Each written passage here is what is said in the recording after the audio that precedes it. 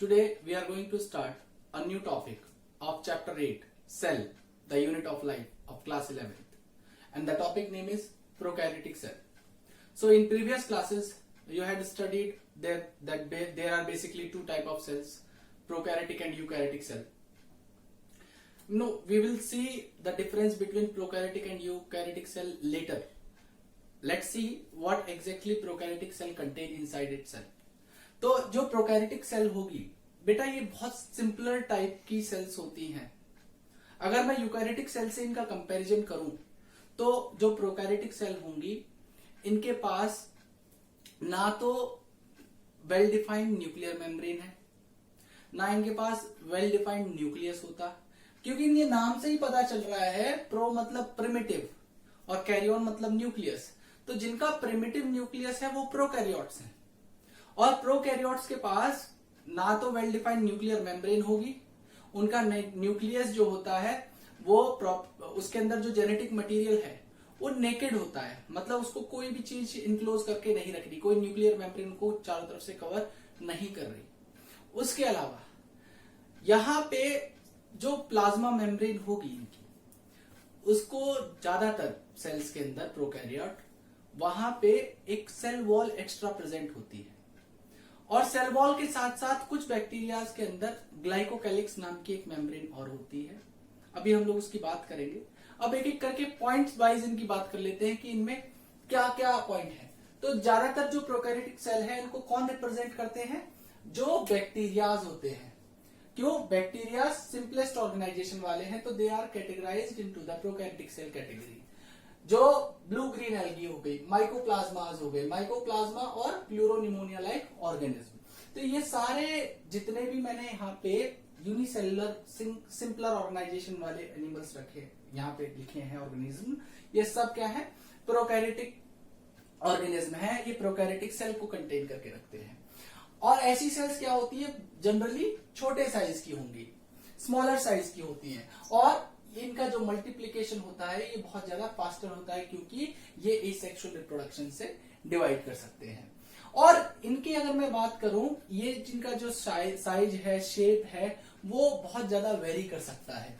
But इनके पास, सबके पास similar cellular organisation होती है. सिमिलर सेलुलर ऑर्गेनाइजेशन से क्या मतलब है कि इनके पास जो स्ट्रक्चर है उसके अंदर जो अंदर के कंपोनेंट्स होंगे, जैसे सेल ऑर्गेनेल्स की बात करूं तो वो लगभग सिमिलर होते हैं, क्योंकि यहाँ पे सेल ऑर्गेनेल्स के तौर पे केवल एक राइबोसोम्स होते हैं.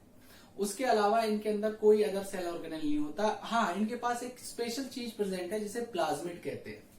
प्लाज्मिड जनरली जो हायर जो ऑर्गेनिज्म है उनके अंदर प्लाज्मिड्स प्रेजेंट नहीं होते, लेकिन यहाँ पे प्रेजेंस होता है प्रोकैरियोटिक सेल के अंदर प्लाज्मिड्स का. प्लाज्मिड क्या होते हैं? जो मेन जेनेटिक मटेरियल होता है, जो इनका जीनोमिक डीएनए है, उसके अलावा यहाँ पे छोटे छोटे सर्कुलर और डीएनए होते हैं जिन्हें हम लोग प्लाज्मिड कहते हैं. प्लाज्मिड इनके अंदर अलग अलग फंक्शन है प्लाज्मिड का, जिनमें से एक फंक्शन होता है कि वो इनको रेजिस्टेंस प्रोवाइड करता है एंटीबायोटिक से. अभी देखते हैं नेक्स्ट पॉइंट क्या है. ज्यादातर जो प्रोकैरियोट्स होंगी उनके पास जो है सेल वॉल होती है, जो उनकी प्लाज्मा मेम्ब्रेन या सेल मेम्ब्रेन को सराउंड करके रखेगी.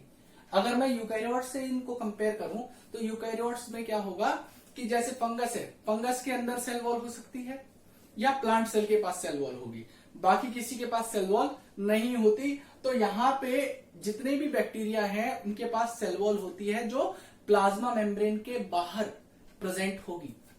उसके बाद इनके पास कोई भी वेल डिफाइंड न्यूक्लियस नहीं है, नेकेड जेनेटिक मटेरियल होता है. और इनके जो डीएनए है या जेनेटिक मटेरियल है उसको कोई भी न्यूक्लियर मेम्ब्रेन एनवेलप नहीं करती.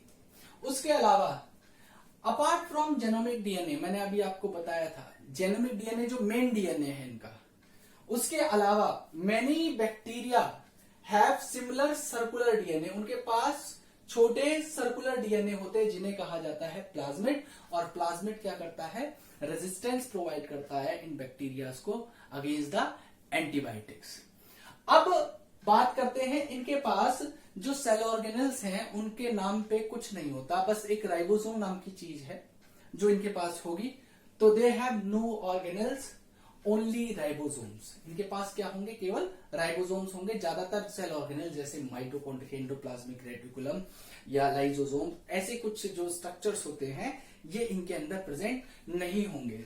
अब इनके सेल जो एनवेलप है वो थोड़ा सा कॉम्प्लेक्स है, उसकी हम स्टडी करते हैं कि वो क्या होगा। देखिए, जो इनकी प्लाज्मा मेम्ब्रेन है, ठीक है, प्लाज्मा मेम्ब्रेन के चारों तरफ एक सेल वॉल होगी और सेल वॉल के बाहर क्या होगा? ग्लाइकोकैलिक्स होगा। तो यहां पे 3 बेसिक एनवेलप्स होंगे, तो काफी केमिकली कॉम्प्लेक्स इनका सेल एनवेलप होता है। सबसे अंदर क्या हुआ? प्लाज्मा मेम्ब्रेन, ठीक है। प्लाज्मा मेम्ब्रेन को सराउंड क्या करेगी? सेल वॉल, और सेल वॉल को चारों तरफ से सराउंड कौन करेगा? ग्लाइकोकैलिक्स। तो ये 3 लेयर मिलके इसकी सेल एनवेलप को फॉर्म करता है। अभी देखते हैं कि जो इनकी प्लाज्मा मेम्ब्रेन है उसके बाहर जो सेल वॉल प्रेजेंट होती है उसका जो केमिकल नेचर है वो क्या होगा, या जो बाहर उससे ग्लाइकोकैलिक्स प्रेजेंट है उसका केमिकल नेचर क्या होगा। तो एक एक करके पॉइंट वाइज देख लेते हैं। सबसे पहला पॉइंट लिखा हुआ है, ये केमिकली कॉम्प्लेक्स इनका जो है सेल एनवेलप होगा, और एनवेलप चारों तरफ से इनको टाइटली बाउंड करके रखता है। सबसे आउटर मोस्ट क्या है? ग्लाइकोकैलिक्स। सबसे बाहर क्या बताया था मैंने? ग्लाइकोकैलिक्स। उससे मिडिल में क्या प्रेजेंट है? Cell wall. और सबसे अंदर की तरफ क्या प्रेजेंट है? सेल मेम्ब्रेन और प्लाज्मा मेम्ब्रेन। Got it. अब ये जो आउटर मोस्ट ग्लाइकोकैलिक्स होता है, ये ग्लाइकोकैलिक्स सबसे आउटर मोस्ट लेयर है, और ये जनरली बनी होती है किसकी? म्यूकस की और पॉलीसेक्राइड की, और ये प्रोटेक्ट करती है सेल को। इसका मेन फंक्शन क्या है ग्लाइकोकैलिक्स का? टू प्रोटेक्ट द सेल और अडेयर करने में। मतलब बैक्टीरिया अगर किसी ऑर्गेनिज्म की बॉडी पे अडेयर बाइंड करना चाहते हैं तो ग्लाइकोकैलिक्स की हेल्प से वो अडेयर कर सकते हैं। तो 2 फंक्शन मैंने आपको बताया ग्लाइकोकैलिक्स के। पहला फंक्शन क्या था? To adhere with other organism, और दूसरा उसका फंक्शन था प्रोटेक्ट करना उस सेल को। और उसके बाद अगर मैं बात करूं तो बेटा इनकी जो लेयर्स होती हैं इनकी थिकनेस और केमिकल कंपोजिशन डिफर करती है ऑर्गेनिज्म टू ऑर्गेनिज्म। अगर केमिकल कंपोजिशन की बात करूं, ग्लाइकोकैलिक्स है वो 2 पार्ट में डिवाइड है, मतलब 2 तरीके का हो सकता है वो, या तो वो स्लाइम लेयर की फॉर्म में हो सकता है या वो कैप्सूल की फॉर्म में हो सकता है। अगर वो स्लाइम लेयर की फॉर्म में होगा तो वो क्या करता है? सेल को प्रोटेक्ट करने के लिए होगा। It will help in the protection of cell if it is present in the form of slime layer. और अगर वो कैप्सूलर फॉर्म में प्रेजेंट है तो कैप्सूल क्या होता है? ये थिक और टफ कवरिंग होती है। It is very thick and tough covering, और इसका काम क्या होता है? बेसिकली ये उस बैक्टीरिया को या उस प्रोकैरियोटिक सेल को गमी या स्टिकी अपीयरेंस देगा। कैप्सूल का एक फंक्शन और होगा, जो ग्लाइकोकैलिक्स के जो कैप्सूलर स्ट्रक्चर होता है उसका एक फंक्शन और होता है, it will help in hiding from host immune system. Suppose अगर वो किसी ऑर्गेनिज्म के अंदर बैक्टीरिया एंटर करता है तो वहां पे जो ऑर्गेनिज्म है उसका जो इम्यून सिस्टम होगा, it will take action against that bacteria. तो बैक्टीरिया उस इम्यून सिस्टम के अटैक से अपने आप को प्रोटेक्ट करने के लिए क्या करेगा? उस कैप्सूलर लेयर को यूज करेगा। तो एक फंक्शन वो और हो गया। अब ग्लाइकोकैलिक्स के जस्ट नीचे क्या प्रेजेंट होती है? सेल वॉल प्रेजेंट होती है। अब ये जो सेल वॉल बैक्टीरिया के अंदर प्रेजेंट है ये बनी होती है जनरली किसकी? पेप्टाइडोग्लाइकन की। और ये क्या करेगी?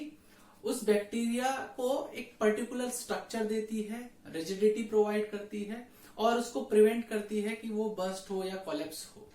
ठीक है, तो उसको स्ट्रक्चरल और मैकेनिकल सपोर्ट प्रोवाइड करने का काम सेल वॉल का होता है। और ये जो पेप्टाइडोग्लाइकन है ये म्यूरिन का बना होता है या म्यूकोपेप्टाइड का बन सकता है। ठीक है, और इसी सेल वॉल के बेसिस पे हमने बैक्टीरिया को डिवाइड किया हुआ है इनटू 2 कैटेगरीज, एक ग्राम पॉजिटिव बैक्टीरिया, एक ग्राम नेगेटिव बैक्टीरिया।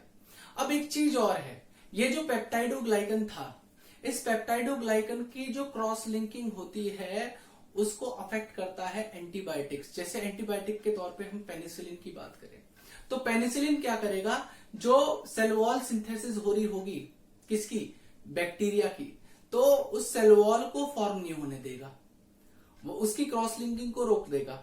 अब जब कोई स्ट्रक्चर जो उस सेल को एक स्ट्रक्चर या मैकेनिकल सपोर्ट देने वाला था, वही स्ट्रक्चर ढंग से फॉर्म ना हो पाए, तो उस केस में क्या होगा, वो बैक्टीरिया लाइज हो जाएगा। तो ये एंटीबायोटिक का रोल होता है in the synthesis of cell wall, मतलब सेल वॉल को बनने ना देना। इसीलिए जनरली क्या होता है, कभी बैक्टीरियल इन्फेक्शन होते हैं तो एंटीबायोटिक्स डॉक्टर आपको देता है। क्यों देता है, कि वो जो बैक्टीरियल इन्फेक्शन है वो कम हो जाए, वो जो बैक्टीरिया है उनकी सेल वॉल सिंथेसाइज ना हो पाए और उनकी लाइसिस होके वो खत्म हो जाए वहां पे। तो एक एक पॉइंट करके बात करते हैं। सबसे पहला पॉइंट लिखा हुआ है डिटरमाइन द शेप, तो शेप प्रोवाइड कर रहा है और प्रोवाइड कर रहा है स्ट्रॉन्ग स्ट्रक्चरल सपोर्ट, ठीक है, स्ट्रक्चरल सपोर्ट दे रहा है। दूसरा, बर्स्टिंग या कोलैप्सिंग से बचा रहा है, प्रिवेंट कर रहा है बैक्टीरिया को फ्रॉम बर्स्टिंग और कोलैप्सिंग। और ये बना हुआ किसका है, पेप्टाइडोग्लाइकन, और पेप्टाइडोग्लाइकन का जो केमिकल कंपोनेंट है वो क्या है, म्यूरिन या म्यूकोपेप्टाइड। और एंटीबायोटिक्स क्या करती हैं, ये क्रॉस लिंकिंग ऑफ पेप्टाइडोग्लाइकन इसको इनहिबिट कर देती हैं, क्रॉस लिंकिंग नहीं होने देगी या सिंथेसिस नहीं होने देगी, जिसकी वजह से बैक्टीरियल सेल वॉल जो है वो लाइसिस हो जाता है उसका। अब मैंने बताया था कि थिकनेस के बेसिस पे सेल वॉल की हमने बैक्टीरियाज को दो कैटेगरी में डिवाइड किया हुआ है। एक होते हैं ग्राम पॉजिटिव बैक्टीरिया और एक होते हैं ग्राम नेगेटिव बैक्टीरिया। ग्राम पॉजिटिव बैक्टीरिया जनरली उनकी जो सेल वॉल की थिकनेस होती है वो 20 to 80 नैनोमीटर की होगी, और जो ग्राम नेगेटिव बैक्टीरिया होंगे उनकी सेल वॉल 8 to 12 नैनोमीटर की थिकनेस रखती है। अब ये जो ग्राम पॉजिटिव या ग्राम टर्म आया कहां से, तो बेटा एक साइंटिस्ट थे जिनका नाम था क्रिश्चियन ग्राम, ठीक है। तो उन्होंने इस टेक्निक को दिया था, उन्होंने ग्राम स्टेन को यूज किया था, मतलब जिस स्टोन को उन्होंने वहां पे यूज किया था उसको ग्राम स्टेन बाद में कहने लग गए हम लोग। तो जब भी हम लोग बैक्टीरियाज को लेके ग्राम स्टेन को उसके ऊपर डालेंगे तो क्या होगा, देखिए जिसका स्ट्रक्चर ज्यादा थिक है सेल वॉल का, वहां पे ज्यादा जो स्टेन है वो रिटेन हो पाएगी, ठीक है। और जिसका स्ट्रक्चर कम थिक है वहां पे कम जो स्टेन है वो रिटेन हो पाएगी। तो हम क्या करते हैं, ग्राम स्टेन को डालने के बाद इनको बैक्टीरियाज को वॉश करते हैं अल्कोहल से। तो जब अल्कोहल से वॉश कर देते हैं तो जो ग्राम पॉजिटिव बैक्टीरिया है वहां पे तो वो जो स्टेन थी वो क्या हो गई, रिटेन हो गई उसकी सेल वॉल में, और जहां पे रिटेन हो गई तो वो पर्पल कलर देने लगता है। लेकिन जो ग्राम नेगेटिव बैक्टीरिया है उनके अंदर वो ग्राम स्टेन रिटेन नहीं हो पाती। इसकी वजह से अगर जब हम इन्हें अल्कोहल से वॉश करेंगे तो ये पिंक कलर देते हैं। तो ये देख लेते हैं ग्राम पॉजिटिव और ग्राम नेगेटिव। देखिए ग्राम पॉजिटिव का पहला ही पॉइंट लिखा हुआ है मैंने, they take up gram stain, तो ठीक है रिटेन कर रहे हैं ग्राम स्टेन को, सही बात है। Next, they do not retain gram stain, thickness इनकी ज्यादा है पॉजिटिव की, इनकी कम है। इनकी देखिए सेल वॉल की थिकनेस ज्यादा है इसलिए इनके अंदर म्यूरिन, ये जो पेप्टाइडोग्लाइकन जो सेल वॉल को बना रहा था उसका परसेंटेज देखिए 70 to 80% है, और यहाँ पे 10 to 20% ही म्यूरिन इनके अंदर प्रेजेंट है। यहाँ पे एक स्पेशल टेकोइक एसिड प्रेजेंट होगा किनके अंदर, ग्राम पॉजिटिव बैक्टीरिया के अंदर, ग्राम नेगेटिव के अंदर एब्सेंट होगा। ग्राम पॉजिटिव बैक्टीरिया जो होते हैं जनरली लेस पैथोजेनिक होते हैं, मतलब कंपैरिजन किया जाए ग्राम नेगेटिव बैक्टीरिया से तो ये जो डिजीज कॉज करने वाले बैक्टीरियाज हैं उनमें इन ये कैपेसिटी कम होती है, ये डिजीज कम कॉज करते हैं, मतलब ये पैथोजन की कैटेगरी में बहुत कम ही ऐसे बैक्टीरिया हैं ग्राम पॉजिटिव जिनको कैटेगराइज किया गया है। तो उसके एग्जांपल है जैसे बेसिलस हो गया, क्लॉस्ट्रीडियम हो गया या लैक्टोबैसिलस हो गया, ये कुछ ऐसे बैक्टीरिया हैं जो ग्राम पॉजिटिव है। और ग्राम नेगेटिव बैक्टीरिया कौन से हैं, जैसे इस्चेरिचिया कोलाई हो गया, सैल्मोनेला हो गया, एसिटोबैक्टर हो गया या एजोटोबैक्टर हो गया, these all are gram negative bacteria. तो gram negative bacteria are mostly pathogenic and gram positive bacteria are few pathogenic, ठीक है, इनमें से बहुत कम है जो पैथोजेनिक हैं। अब बात करते हैं हम लोग प्लाज्मा मेम्ब्रेन की या सेल मेम्ब्रेन की। देखिए जैसे ही यूकैरियोटिक सेल के अंदर प्लाज्मा मेम्ब्रेन होगी उसी नेचर की प्लाज्मा मेम्ब्रेन बैक्टीरिया के अंदर या प्रोकैरियोटिक सेल के अंदर प्रेजेंट होती है। ए सेमी परमिएबल होगी, ठीक है, और इंटरेक्ट करेगी टू द आउटर वर्ल्ड। लेकिन यहां पे स्पेशल क्या है, कुछ बैक्टीरियाज के अंदर जनरली इनके अंदर ग्राम पॉजिटिव बैक्टीरिया के अंदर जो सेल मेम्ब्रेन है ये special extension, membranes extension form करती है जिसे हम लोग कहते हैं मीजोजोम्स। तो मीजोजोम्स क्या होता है कि जो प्लाज्मा मेम्ब्रेन है वो इनवेजाइनाइट होके, इनवेजाइनेशन कहते हैं उसे, जिसकी वजह से बहुत सारे इनफोल्डिंग स्ट्रक्चर फॉर्म हो जाते हैं, उन्हें हम लोग मीजोजोम्स कहते हैं। ये स्पेशल स्ट्रक्चर फॉर्म होते हैं प्लाज्मा मेम्ब्रेन की इनवेजाइनेशन से।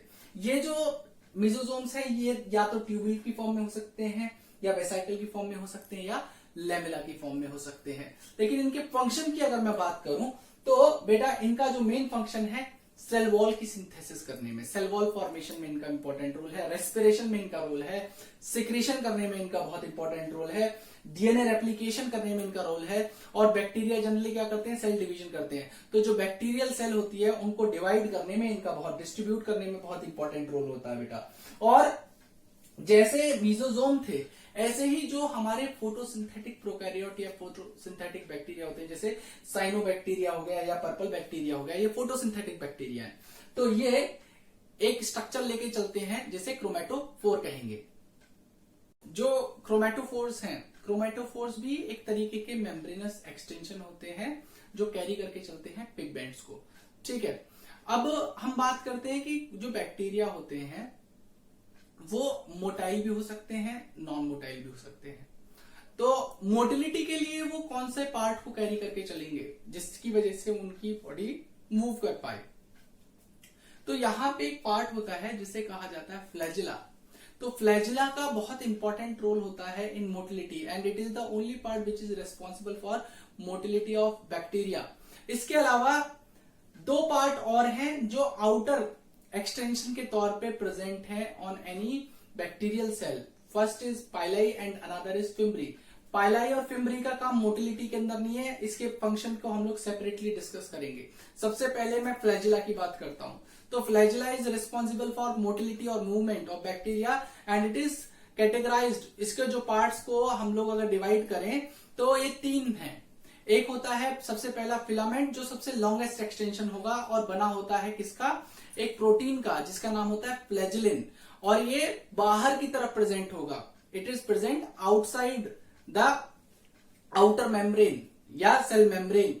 ठीक है, उसके अलावा बीच में एक पार्ट होता है जिसे हुक कहते हैं, और जो फ्लैजिला का ये वाला पार्ट था दैट इज फिलामेंट, ये हुक के थ्रू कनेक्ट होता है बेसल बॉडी से, और बेसल बॉडी हिडन पार्ट है जो सेल मेम्ब्रेन के अंदर प्रेजेंट है। अब यहां पे बेसल बॉडी में कुछ स्ट्रक्चर होते हैं जिन्हें रिंग्स कहा जाता है। तो वहां पे रिंग्स होती हैं, जनरली रिंग्स चार तरीके की हो सकती हैं, एल पी एस एम, चार रिंग होंगी। लेकिन ग्राम पॉजिटिव और ग्राम नेगेटिव बैक्टीरिया को थोड़ी देर पहले हमने पढ़ा। ग्राम पॉजिटिव और ग्राम नेगेटिव बैक्टीरिया के अंदर डिफरेंस होता है इन रिंग के बेसिस पे। देखिए, जो ग्राम पॉजिटिव बैक्टीरिया होते हैं उनके अंदर केवल दो ही रिंग होती हैं, एस और एम रिंग। एलपी रिंग नहीं होगी क्योंकि इनके अंदर आउटर मेम्ब्रेन नहीं होती है। आउटर मेम्ब्रेन में ही ये जो एल और पी रिंग थी ये प्रेजेंट होती है। तो यहां पे क्या होगा कि ग्राम पॉजिटिव में दो रिंग होंगी, एस और M ring, outer membrane absent है। और ग्राम नेगेटिव बैक्टीरिया के अंदर चार की चारों रिंग होती हैं। कौन कौन सी, एल पी एस एम, और इनके अंदर आउटर मेम्ब्रेन प्रेजेंट होती है। तो ये तो था फ्लैजिला की बात। अब बात करते हैं पाइलाई क्या करता है। देखिए, पाइलाई जैसे यहाँ पे एक प्रोटीन थी फ्लैजिला के अंदर जिसको फिलामेंट को बनाने के लिए फ्लैजिलिन थी। सिमिलरली पाइलाई को फॉर्म करने के लिए भी एक प्रोटीन होती है जिसका नाम होता है पाइलिन। ठीक है, इट इज कॉल्ड पाइलिन। और बेटा जनरली जो ट्रू पाइलाई को ऑब्जर्व किया है वो ग्राम नेगेटिव बैक्टीरिया के अंदर ऑब्जर्व किया गया है। और बेटा इनका मेन रोल होता है किसमें, मेटिंग प्रोसेस में। मेटिंग प्रोसेस क्या होता है, जैसे बैक्टीरिया एक प्रोसेस करते हैं जिसे कहा जाता है कॉन्जुगेशन। तो कॉन्जुगेशन के टाइम पे क्या होता है, एक बैक्टीरिया जिनके पास ये पाइलाई है इसकी मदद से ये अटैच होते हैं। ठीक है, इसे सेक्स पाइलस फॉर्म कर लेता है। ये क्या फॉर्म कर लेता है, सेक्स पाइलस, और उसकी मदद से जो ये F+ है फर्टिलिटी फैक्टर वाला है ये, और ये F0 वाला है, इसके पास नहीं है। तो यहां से ये डोनर है और ये रिसिपिएंट है। ठीक है, तो ये जेनेटिक मटेरियल इससे इसमें ट्रांसफर हो जाएगा with the help of this sex pilus, and this kind of attachment between two bacteria is called conjugation. It is a special type of mating which only happen in the bacterias. Okay, अब बात करते हैं fimbriae की। देखिए fimbriae का अलग role है। इसका बेसिक रोल होता है, ये ब्रिसल लाइक स्ट्रक्चर है जो आउटर मेम्ब्रेन पे प्रेजेंट होते हैं, मतलब आउटर एक्सटेंशन के तौर पे प्रेजेंट है, और इनका काम है एडहेयर करना, बाइंड करना। तो बेटा they help in attaching to the rocks और the tissues of their host, and this their diameter is 3 to 10 nanometre in diameter. ठीक है, तो 3 to 10 नैनोमीटर इनका डायमीटर होगा। उसके अलावा बेटा अब लास्ट इनके अंदर और क्या प्रेजेंट हो सकता है। देखिए अभी तक हम जो बात कर रहे थे ये प्रोकैरियोट के अंदर की बात कर रहे हैं कि प्रोकैरियोट के पास क्या क्या हो सकता है, क्योंकि इनका सबसे सिंपलेस्ट ऑर्गेनाइजेशन होगा, इनके अंदर कोई भी सेल ऑर्गेनेल नहीं होगा। तो अभी जब हम लोग यूकैरियोटिक की सेल की बात करेंगे तो वो बहुत ही बड़ा पार्ट है, उसमें अलग अलग सेल ऑर्गेनेल को हम लोग बहुत एलेबोरेट वे में पढ़ने वाले हैं। तो यहाँ पे जो राइबोसोम और इंक्लूजन बॉडीज हैं, यहाँ पे राइबोसोम जो इनके अंदर प्रेजेंट होते हैं वो जनरली 70S टाइप के होते हैं। ध्यान देना 70S टाइप, जो यूकैरियोट के अंदर होंगे वो होंगे 80S टाइप के। देखिए 70S का मतलब क्या है, एस का मतलब होता है सेडिमेंटेशन कोफिशिएंट या स्विट्जबर्ग कोफिशिएंट, ठीक है, या स्विट्जबर्ग यूनिट कहते हैं उसे। सेडिमेंटेशन कैसे निकाला जाता है, देखिए ये 70S को बनाने के लिए 2 यूनिट होती है, 50 और 30। अब का हो गया 50 और 30 तो हो गया 80, ठीक है। लेकिन होता क्या है कि ये जैसे दो, देखो जो राइबोसोम है ये एक तो non membrane bound cell organelle है, ये इसको बाउंड करने के लिए कोई मेम्ब्रेन नहीं होती है, और बहुत सारी छोटी छोटी यूनिट्स एक साथ जो है एक साथ बाइंड करके एक बड़े राइबोसोम की यूनिट को बनाती है। तो जैसे यहाँ पे 50 और 30, ये 50S वाली यूनिट हो गई, ठीक है, और ये 30S वाली हो गई। तो इसमें क्या होता है 10% जो पार्ट है वो ओवरलैप करता है एक दूसरे को। तो इसलिए अगर कंबाइंड डेंसिटीज की निकाली जाती है तो वो 70S आती है, ना कि 80 आएगी, क्योंकि 10% पार्ट एक दूसरे को इन्होंने ओवरलैप कर लिया है। Got it. तो ऐसे ही 80S वाली जो होंगे वो 60 और 40 मिलके बनेंगे। 60 40 100 होगा तो वहां पे क्या होगा 20S वाला जो पार्ट है वो एक दूसरे को ओवरलैप करेगा। अब इनका राइबोसोम का मेन फंक्शन क्या है, राइबोसोम का मेन रोल होता है protein synthesis. These are the site of protein synthesis, या इन्हें प्रोटीन फैक्ट्रीज भी कहा जा सकता है। राइबोसोम क्या करता है, एमआरएनए के ऊपर बाइंड करता है, ठीक है। एमआरएनए कहां बनेगा, देखिए ये जो पार्ट है इसको डिस्क्राइब वे में पढ़ना है 12th क्लास में। जब चैप्टर नंबर 6 पढ़ोगे आप 12th क्लास का, तो वहां पे ये सारा प्रोटीन सिंथेसिस और ये सारी चीजें पढ़ी जाएंगी। एमआरएनए सारे पार्ट वहीं पे पढ़ने हमें। यहाँ पे आप बस एक बात समझ लीजिए, एमआरएनए बनता है डीएनए से, और डीएनए से जब एमआरएनए बन जाता है, उस एमआरएनए से प्रोटीन को बनाना है तो राइबोसोम की मदद लेनी पड़ती है। होता क्या है कि जब डीएनए से एमआरएनए बन गया, इसके ऊपर क्या होता है, ये राइबोसोम बाइंड कर जाते हैं, और इनके ऊपर जो जेनेटिक इंफॉर्मेशन है उसके हिसाब से एक प्रोटीन को सिंथेसाइज करते चले जाते हैं। तो क्या होता है, एमआरएनए के ऊपर जो राइबोसोम बहुत सारे बाइंड कर जाते हैं उसे कहा जाता है पॉलीसोम या पॉलीराइबोसोम्स।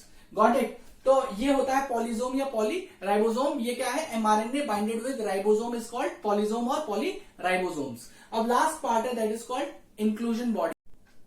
इंक्लूजन बॉडीज का मेन फंक्शन क्या होगा, बेटा जो रिजर्व मटेरियल को स्टोर करना है बैक्टीरिया के अंदर, तो इनको रिजर्व मटेरियल को स्टोर करने के लिए कोई ना कोई स्पेसिफिक पार्ट तो होना चाहिए। तो ये क्या करते हैं, ग्रेन्यूल्स की फॉर्म में अपने रिजर्व मटेरियल को स्टोर करते हैं, उन्हीं को हम लोग क्या कहते हैं, इंक्लूजन बॉडी कहते हैं। और एक खास बात ध्यान रखना कि ये जो इंक्लूजन बॉडीज होती हैं जिनके अंदर ये रिजर्व मटेरियल स्टोर होगा, इनकी कोई मेम्ब्रेन नहीं होती है। हालांकि कुछ एक्सेप्शंस है जहां पे एक यूनिट मेम्ब्रेन प्रेजेंट हो सकती है, लेकिन these are membraneless, these are not bounded by any kind of membrane. So they store reserve food material not bounded by any membrane and they lie in the cytoplasm part. तो अब इसी बात है भाई, वहां पे साइटोप्लाज्म ही है, पूरा न्यूक्लियस तो है ही नहीं वहां पे, ठीक है। न्यूक्लियोइड कहते हैं वहां के न्यूक्लियस को, जो बैक्टीरिया के अंदर न्यूक्लियस होता है ना उसे हम लोग क्या कहते हैं, न्यूक्लियोइड कहते हैं, ठीक है। अब एक बात सुनिए, ये क्या स्टोर करेंगे, ये फॉस्फेट ग्रेन्यूल्स को या साइनोफाइसियन ग्रेन्यूल्स या ग्लाइकोजन ग्रेन्यूल्स इन फॉर्म में स्टोर कर सकते हैं अपने रिजर्व फूड मटेरियल को। उसके अलावा कुछ इंक्लूजन बॉडी सराउंड होती है यूनिट मेम्ब्रेन से, जिनकी थिकनेस होती है 2 to 4 नैनोमीटर। यूनिट मेम्ब्रेन का मतलब समझ लीजिए क्या होगा। देखिए प्लाज्मा मेम्ब्रेन जो बनती है ना बेटा, 2 मेम्ब्रेन से बनती है। होता क्या है कि ये देखिए प्लाज्मा मेम्ब्रेन में ये स्ट्रक्चर होता है, ये डबल मेम्ब्रेन है, ऊपर वाली एक नीचे वाली, ठीक है। तो ये 2 मेम्ब्रेन है, ऊपर नीचे। तो अगर मैं इसकी, ये तो यूनिट मेम्ब्रेन नहीं है, ये तो बाइलेयर है, अगर मैं इसमें से एक लेयर को हटा दूं तो इसको, स्ट्रक्चर को, ये जो बचा, इसे यूनिट मेम्ब्रेन कहूंगा, सिंगल मेम्ब्रेन जो बची। ठीक है, तो यूनिट मेम्ब्रेन से ये सराउंड होते हैं, जिसकी थिकनेस होती है कितनी, 2 to 4 नैनोमीटर। और बेटा इनका एग्जांपल है जैसे बीटा, पॉलीबीटा हाइड्रोक्सी ब्यूटायरेट, उसके अलावा ये सल्फर ग्रेन्यूल्स को कंटेन करके रखते हैं, और कुछ केसेस में गैस वैक्यूल्स भी होते हैं, जैसे ब्लू ग्रीन एल्गी के अंदर, और पर्पल और ग्रीन फोटोसिंथेटिक बैक्टीरिया के अंदर गैस वैक्यूल्स प्रेजेंट हो सकते हैं। So that's all about the prokaryotic cell. अभी बस हमारा प्रोकैरियोटिक सेल वाला पार्ट खत्म हुआ है। अब हम बात करेंगे किसकी, जो यूकैरियोटिक सेल है, और यूकैरियोटिक सेल के सेल ऑर्गेनेल्स क्या क्या होंगे, और एक एक सेल ऑर्गेनेल का क्या क्या फंक्शन हो सकता है। तो बहुत ही मजा आने वाला है। तो अभी के लिए थैंक यू।